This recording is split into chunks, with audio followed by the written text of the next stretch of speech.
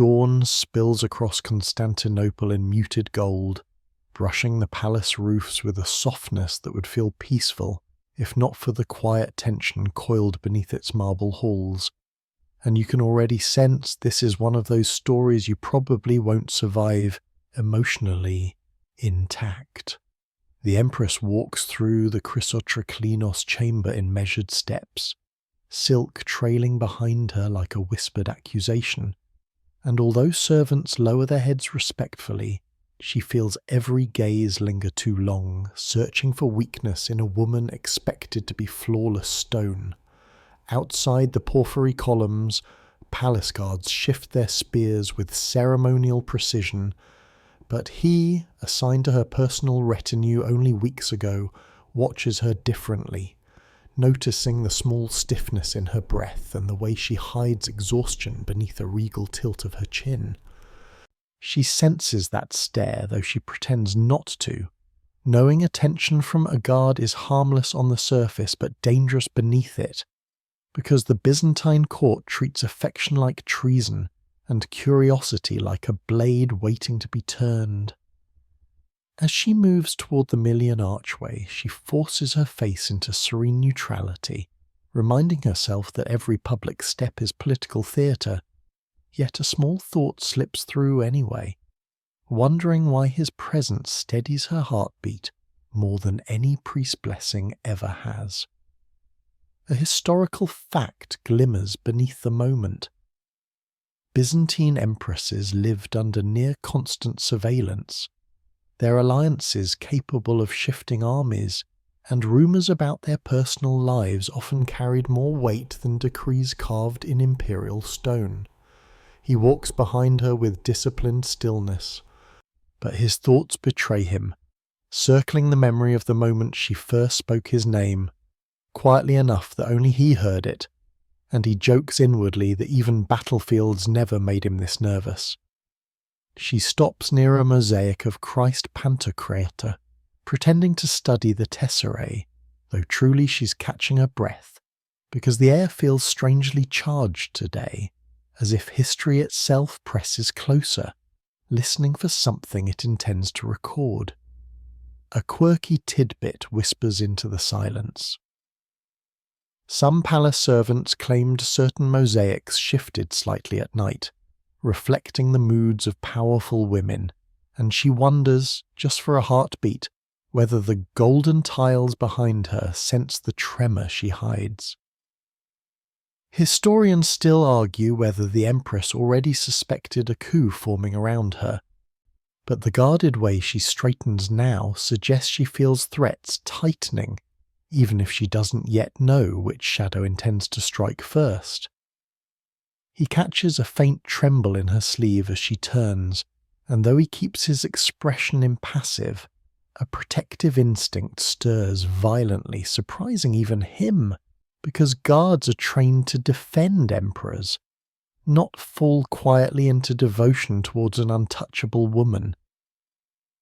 She glances back at him briefly, the kind of quick acknowledgement only two people who've begun noticing each other would detect, and something flickers between them, small, forbidden, and unmistakably human beneath the crushing machinery of imperial life.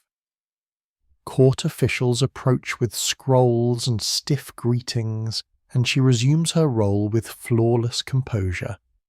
But he watches the way her knuckles tighten slightly around the silk of her sleeve, as though gripping the last thread of a life she no longer fully controls. She walks toward the basilica doors, letting the echoes of her steps fill the vaulted hallway, but beneath the rituals and reverence, a subtle ache grows, a quiet awareness that someone behind her understands her fear without needing a single word spoken. And when she pauses at the threshold, letting morning light halo her silhouette, he feels something dangerous settle into place, a silent vow forming in his chest, one that will one day force him to choose between duty, survival, and the woman he cannot stop watching. He takes his position beside the bronze doors of the basilica, posture straight, gaze forward, yet his thoughts drift repeatedly toward the Empress, unsettling him with their persistence, as though loyalty has sprouted roots deeper than the discipline he swore to uphold. She moves across the nave with deliberate grace, acknowledging clergy with soft nods, and though her expression remains serene, he catches fleeting hints of weariness she conceals expertly, small shadows beneath her eyes that only someone watching too closely would ever notice. He tells himself the attention is harmless, a simple instinct from years of training, but even that excuse feels thin now, fraying each time she passes close enough for him to hear the whisper of silk brushing marble like a secret threatening to slip free. She pauses before a reliquary, lighting a thin beeswax candle, and he admires how her hand stays steady despite the constant scrutiny, joking inwardly that if emperors learned grace from her, the empire might wage fewer unnecessary political tantrums disguised as piety. A historical detail echoes softly here. Byzantine guards assigned to imperial women were expected to be unwavering shadows, loyal even under torture, though ironically many recorded conspiracies began with someone precisely in their position. She senses him nearby and glances back. Not long, just a breath's worth, and the tiny break in protocol sends a quiet shock through him, reminding him that dangerous attachments often start with glances too brief to defend yet too potent to ignore. He follows as she proceeds deeper into the basilica, though his heartbeat betrays him now, pulsing faster than the disciplined rhythm he cultivated through years of drills. And he jokes inwardly that armour never grows thick enough around the wrong emotions. She kneels briefly, letting sunlight fall across her veil, and in that soft glow he sees the woman behind the titles, the quiet loneliness, the strength carved from years of court suspicion, and the realization tightens something inside him he refuses to name. A quirky tidbit surfaces in his mind. Palace law claimed certain guards fell in love merely from hearing an empress breathe during long vigils, though most retellings insist such notions were crafted by bored scribes, not battle-tested soldiers.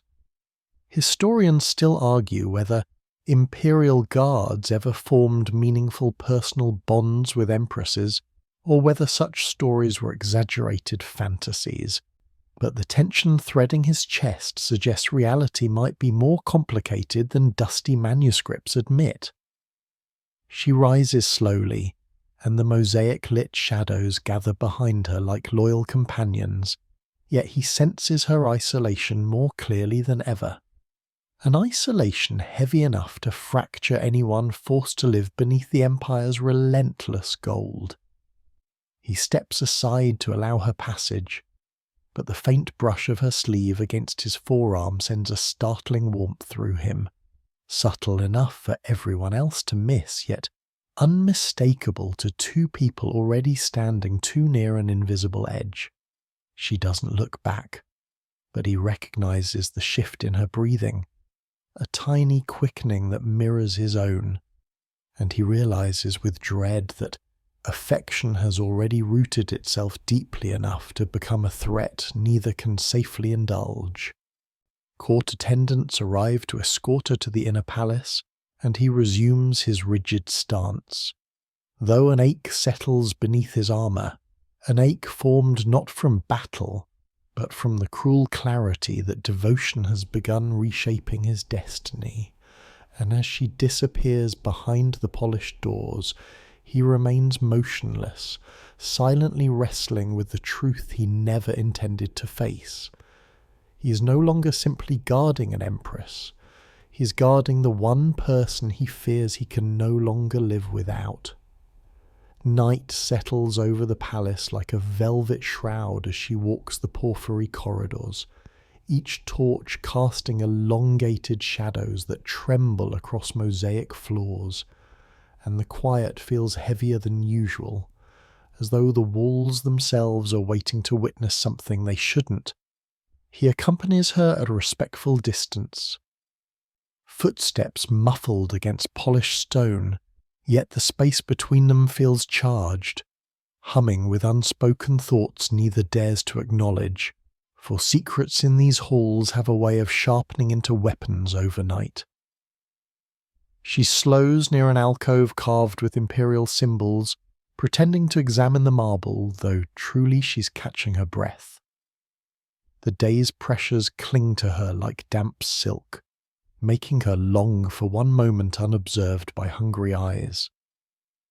He senses her weariness and steps closer, not enough to break protocol, only enough to offer quiet presence. And he jokes inwardly that emotional exhaustion weighs more than chainmail, especially when carried by someone forced to shine beneath a crown's merciless glare. A historical fact murmurs through the stillness.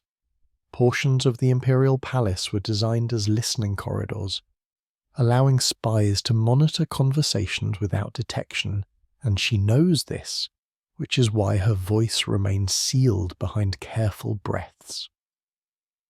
She glances back, a small motion barely visible beneath torchlight, yet precise enough for him to recognize the silent request for company, dangerous, forbidden, but undeniably human, as though she is asking him to anchor her in a world built from shifting loyalties. He steps into the alcove when she does, keeping a respectful gap, but the closeness steals his composure. He feels her presence like warmth radiating through cold marble, stirring a tenderness he's spent weeks trying to bury beneath discipline. She whispers that the court grows colder with each passing season.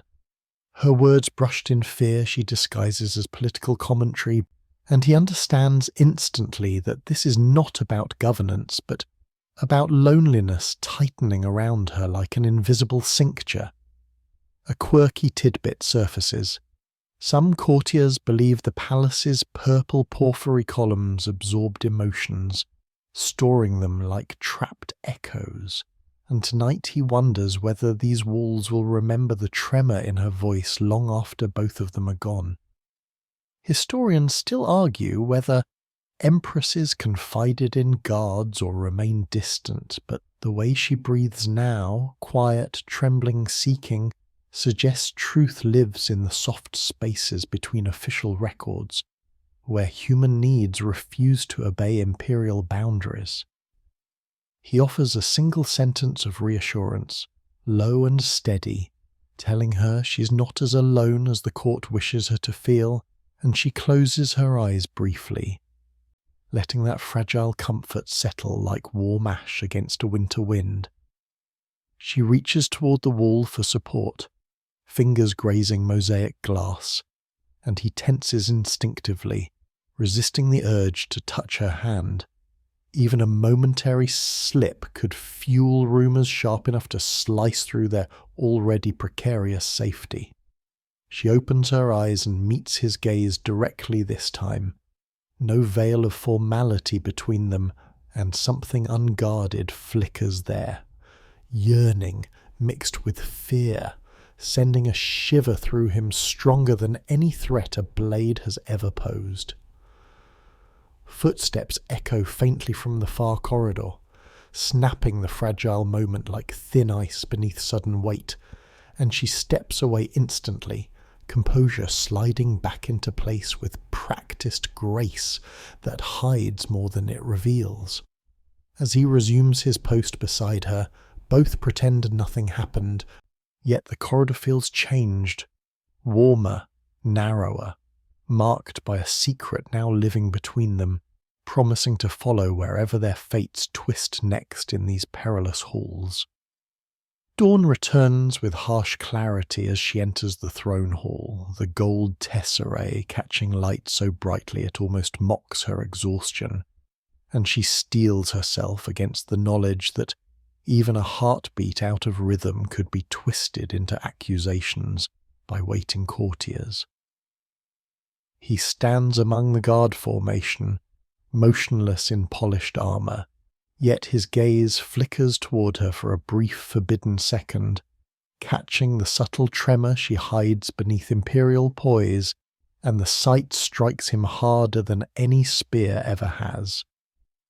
She descends the marble steps with practiced serenity, but inside she feels the previous night's lapse echoing beneath her ribs, whispering that a single unguarded moment can dismantle entire empires, especially the ones built on fear, ritual, and relentless scrutiny. Court officials gather like crows, eager to interpret her every gesture, and she wonders bitterly how they fail to see danger swelling closer each day, even as they obsessively dissect shadows that do not matter nearly as much as the ones they ignore. A historical fact slips into the tension. Byzantine law often punished emotional impropriety more severely for imperial women than for rulers themselves, treating affection as political treason capable of destabilizing alliances forged through fragile threads of ambition. She forces herself to speak with regal authority, yet her voice softens slightly when he shifts closer, the warmth of his presence grounding her enough to keep her from unraveling beneath layers of silk, responsibility, and the suffocating weight of expectation. He notices the strain around her eyes and jokes inwardly that emperors cause more headaches than actual enemies, though he'd never admit aloud how fiercely he wishes he could shield her from every rumour carving its slow path through the palace walls.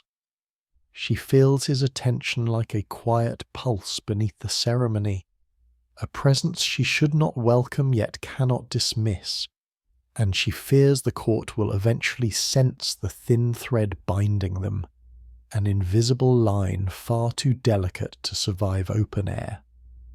A quirky tidbit murmurs through her memory.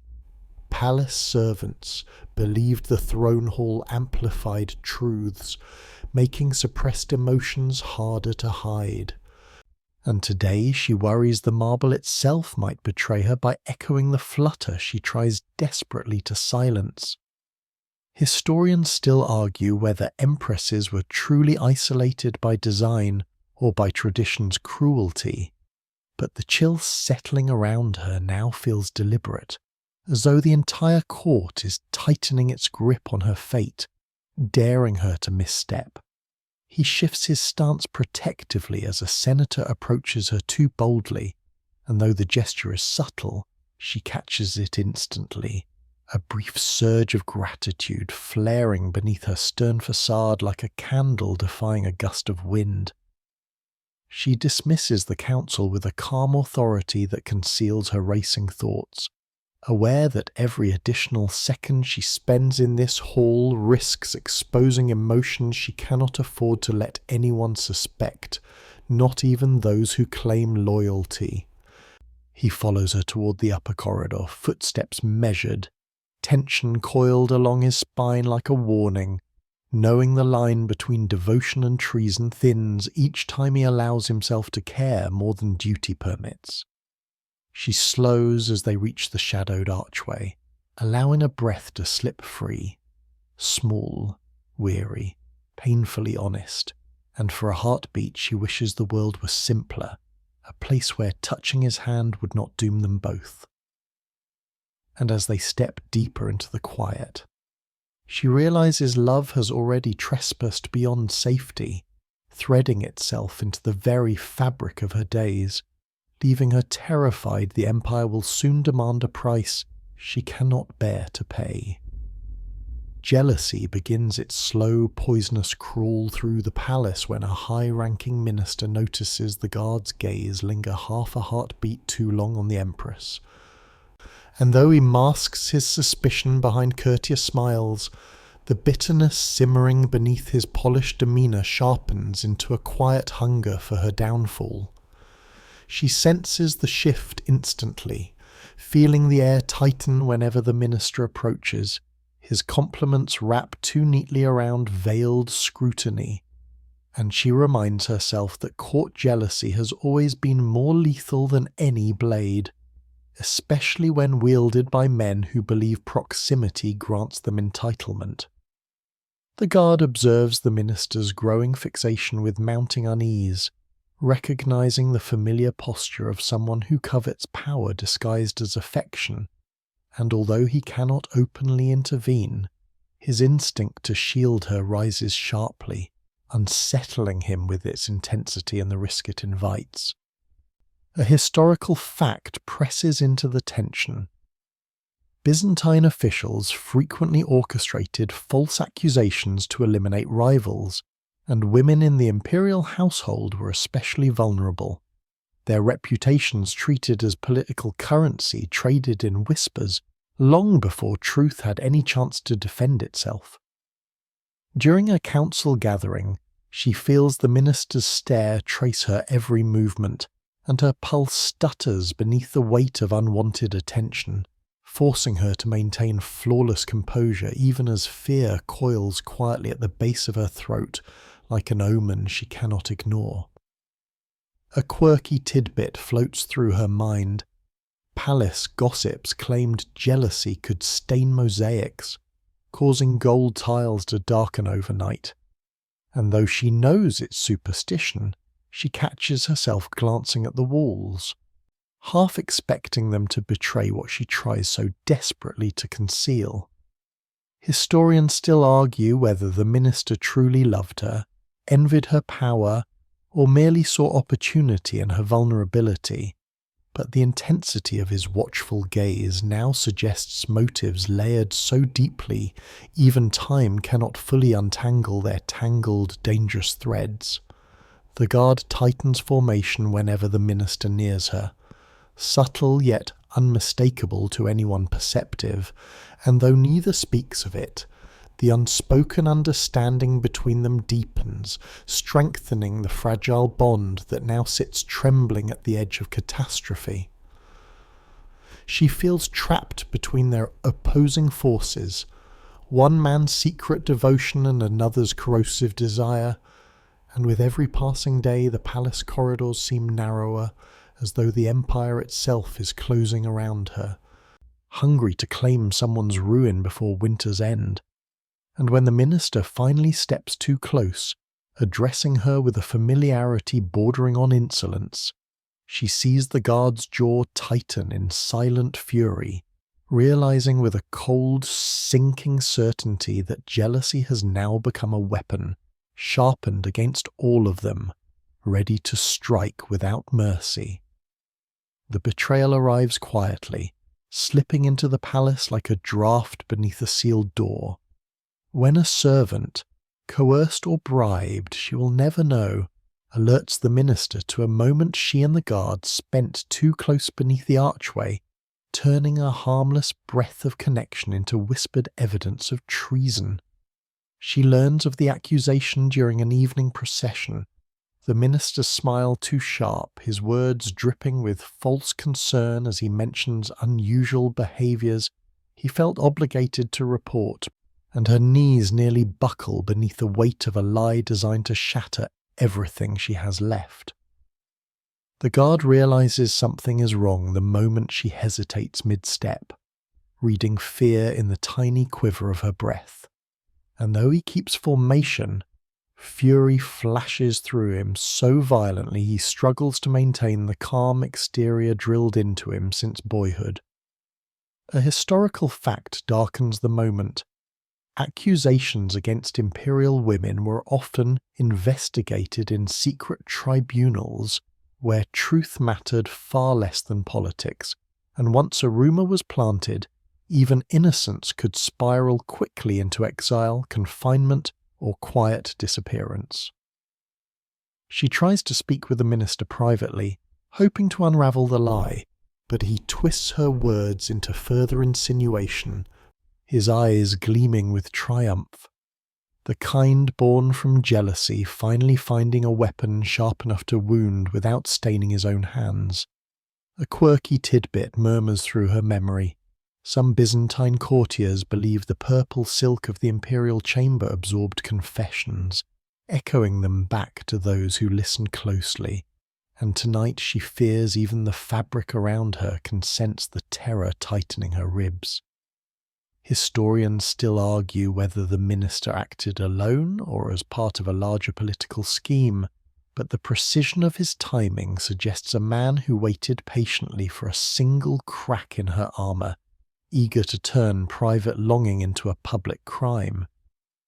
The guard intercepts news of a summons being prepared against her, and his heart slams painfully against his ribs, realizing the Empire intends not merely to shame her, but to erase her influence entirely, forcing him to confront the unbearable possibility of watching her fall alone. She retreats to the purple chamber, trembling beneath the weight of impending judgment, and when he arrives outside her door, their eyes meet with devastating clarity, both understanding that the world they knew is collapsing too quickly to outrun. And as the torches sputter in the hallway, throwing fractured light across the mosaics, he makes the choice he has feared for weeks. He will not let her face the blade of betrayal alone, even if it means turning against the empire he once swore to die protecting. The palace bells ring faintly in the distance as night settles over Constantinople, but their soft tolling feels ominous now, signalling the narrow window he's chosen for their escape, and when he enters the purple chamber, she knows instantly that hesitation can no longer save either of them.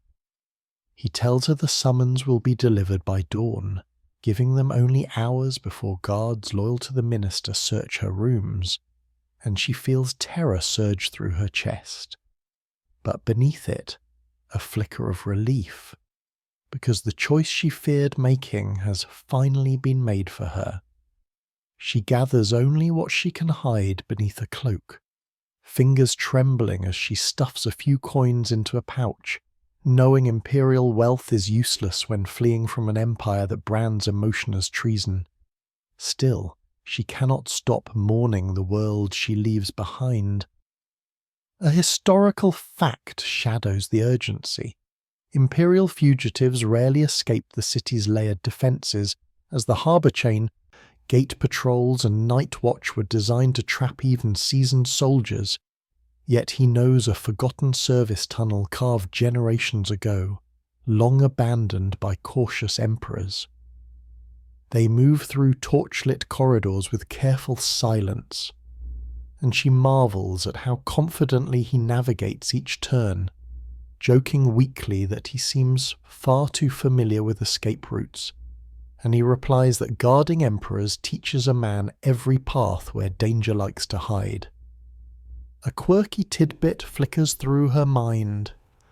Palace servants claimed the old tunnels groaned when secrets passed through them, and as they descend the narrow stone steps, she swears the walls hum softly, as though straining to remember every forbidden pair who once walked this desperate path. Historians still argue whether their escape relied on sympathetic guards or pure luck, but the truth in this moment feels far simpler, a shared resolve, forged quietly through stolen glances and whispered fears, now burning fiercely enough to defy a world built on obedience. They emerge near the sea walls, breathless and dust-covered, and he scans the darkness for patrols before guiding her toward a hidden fisherman's skiff, praying the tides cooperate. She steps in with a bravery he has never seen in a ruler forced to abandon everything. As the boat drifts away from the city, the palace lights shrink into a golden line, beautiful, distant, unforgiving, and she grips his hand tightly, realizing exile may break them or remake them, but it is the only choice left that belongs entirely to them. And as the first cold spray from the Bosphorus touches her skin, she exhales a trembling breath. Knowing the Empire will soon hunt them, yet for the first time she feels the fragile, terrifying possibility of a life shaped not by duty, but by love. Dawn breaks gently over the distant coastline as their small skiff reaches a quiet inlet, the pale light washing them in unfamiliar colours, and she feels the first true breath of freedom press against her ribs. Fragile, trembling, held together by nothing except their impossible hope to survive beyond the Empire's reach. He helps her onto the rocky shore, his hands steady despite exhaustion, and though neither speaks, the weight of their shared choice settles between them like a vow woven from fear, devotion, and the unspoken understanding that exile reshapes people in ways loyalty never could. She looks back toward the faint outline of Constantinople, now a distant shimmer on the horizon, and grief tightens her throat. For all its cruelty, the palace was the only world she ever knew, and leaving it feels like tearing threads from a tapestry she once believed unchangeable. A historical fact lingers in the salty air.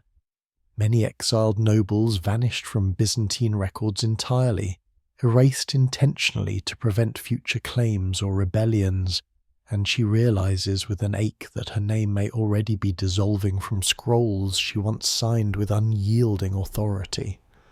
They travel inland toward a forested foothill where abandoned monasteries still cling to the earth, and he jokes softly that monks have always been more hospitable to fugitives than senators, earning a faint smile from her, small, weary, but real enough to steady their uncertain path. A quirky tidbit surfaces as they walk. Travellers claim the cypress groves in this region whispered advice during storms, and though she never believed such tales, today she listens harder than usual, hoping even nature might guide two souls who have outrun everything except uncertainty. Historians still argue whether they found refuge with sympathetic monks, joined traders heading east, or vanished into remote mountain villages, but their trail dissolves abruptly in surviving accounts, suggesting either deliberate concealment or a silence chosen by those who wanted their story to remain theirs alone. They rest beneath an olive tree overlooking the sea, and she leans into him for the first time without fear of watchful eyes, letting exhaustion soften into tenderness, knowing exile may demand more courage than any throne ever asked of her. He wraps an arm around her shoulders, steady and protective, and though the future stretches before them like an unmapped expanse, he feels strangely certain that whatever comes, hunters, hunger, storms, they will face it together, having already survived the cruelty of a world that forbade their love. And as the sun rises fully, gilding their faces with gentle warmth, they allow themselves a moment of stillness, understanding that history may forget their names, distort their choices, or bury their fate in speculation. But the life beginning here, in quiet exile, belongs only to them. The story softens here, letting the echoes of their footsteps fade into the quiet landscape where they chose to rebuild themselves, far from the palace walls that once defined their every breath.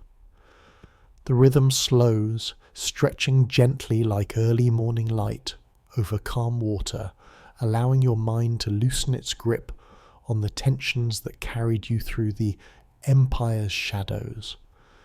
You can almost feel the silence settling around them, not as emptiness, but as a tender kind of refuge, something rare, something earned, something delicate enough to hold with both hands.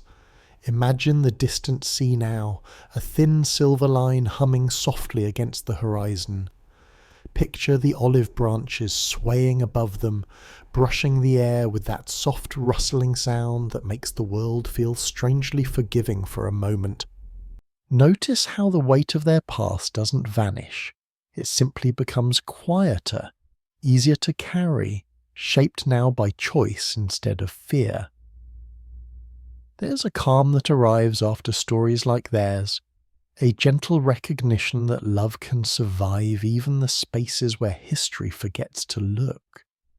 You might feel your own breathing slow a little, matching the softened cadence of the tale as it drifts toward its resting place. Let the tension unspool. Let the last traces of palace intrigue dissolve into something quieter, safer, more human. Hold on to the tenderness if you want to, or let it pass through you like a tide that knows exactly when to pull back. If the room around you has grown still, let that stillness cradle you for just a moment longer. Let your thoughts settle the way the sun settles onto distant hills. You're here, present, safe, and the night is finally calm again. End of script. Wishing you a wonderful day ahead. May everything unfold kindly for you.